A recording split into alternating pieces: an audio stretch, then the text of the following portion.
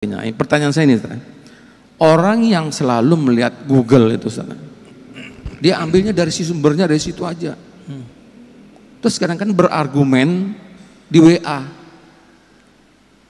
Ya, ini seperti apa, Bu ya? Ya. Itu aja mungkin. Terima kasih. Assalamualaikum warahmatullahi wabarakatuh. Orang yang tidak berguru langsung kepada ahlinya tidak mendapatkan satu benefit rohani yang disebut dalam hadis Abu Dawud. Apa kata Nabi? Nadrallahu mra'an. Allah beri nadrah. Nadrah ini nama lain dari nawwara. Allah beri cahaya yang memancar di wajah. Nadrallahu mra'an. Allah akan pancarkan cahaya lewat wajah seseorang. Sami'a maqalati. Yang mau berguru langsung mendengarkan hadisku. Orang Arab dulu kalau menyebut sami'a itu nggak mungkin online, nggak mungkin lewat Google, mesti berguru ke ahlinya. Nggak mungkin. Kenapa? Dulu disebut sama pasti hadir. Itu sebabnya Imam Syafi'i dulu tidak terima persaksian orang yang hadir di konser-konser musik yang musiknya ada kefasikan. Ada penampilan orang buka aurat, ya, bukan lagunya sebenarnya oleh Imam Syafi'i. Kenapa? Sami'ah, begitu kalimatnya, karena dia hadir, mendengar itu dulu nggak mungkin lewat MP3. Jadi dulu orang mendengarkan musik, melihat para seniman-seniman musik itu dulu, dia sudah bermaksiat lahir batin. Bapak masih ingat kalau yang pernah ke Mesir? Di Mesir itu ada tari perut, kebuka, ditonton itu Pak. Imam Syafi'i mengatakan orang yang nonton begitu gak diterima persaksiannya. Kalimat bahasa Arabnya sami'a, karena sami'a artinya dulu pasti offline, pasti ketemu langsung, tatap muka. Itu sebabnya juga ya dalam hadis ini, orang yang tidak mendengar langsung, nggak ada nur Pak di wajahnya. Lihat aja, nggak ada nadrah, nggak ada nadrah. Semakin dia tambah ilmu itu masuknya ke otak.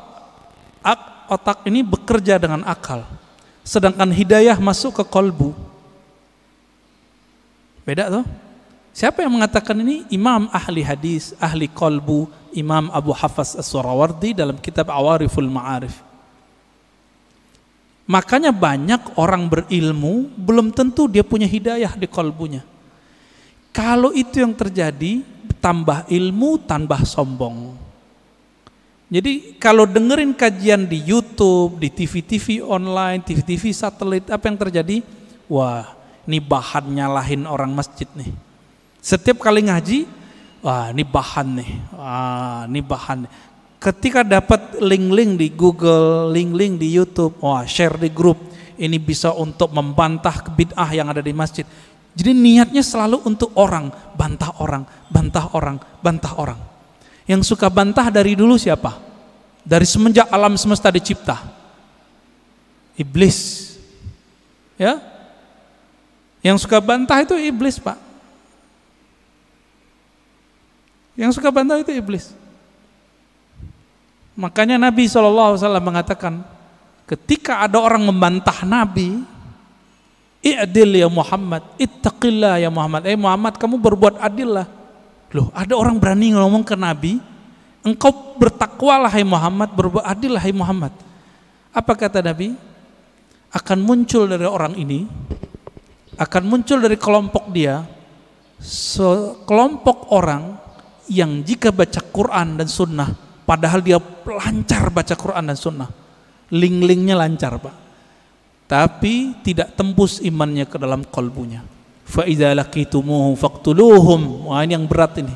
Jika engkau bertemu mereka, maka kalimatnya gimana cara terjemahan ini Ustaz? Faqtuluhum, bunuh mereka. Loh, berat. Oh, ternyata ini hadis namanya hadisul qadha. Hadis mahkamah pengadilan. Jika diperintahkan oleh pimpinan negara kita perangi orang itu, kita wajib perangi. Sama dengan hadis mengenai penghina Rasulullah. jika itu ditetapkan oleh pemimpin boleh, baru boleh, nggak boleh ustadz yang mengatakan. Jadi misalnya nih bapak nih kan dapat meme sekarang, aku penggal lehermu wahai penghina Nabi, itu orang jahil, nggak boleh ngomong begitu. Kenapa? Hadis mengenai memenggal, membunuh orang penghina Rasulullah SAW, hadisnya cuma hasan. Dan ini bertentangan dengan kisah Nabi waktu di Taif. Nabi dihina, bukan lagi dibuat gambarnya, dihina, dilempar di Taif. Apa kata Nabi? Hancurkan Taif atau selamatkan Taif? Selamatkan ya Allah, semoga keturunan mereka beriman kepadaku. Jibril datang, apa kata Jibril? Ya Muhammad, maukah engkau aku hancurkan negeri Taif? Satu kali tiup, satu kali kibas, habis Taif, Pak. Karena Jibril punya sayap, sayapnya dibuka, ketutup langit dan bumi. Tinggal dikibas. Tapi Nabi Muhammad bilang apa?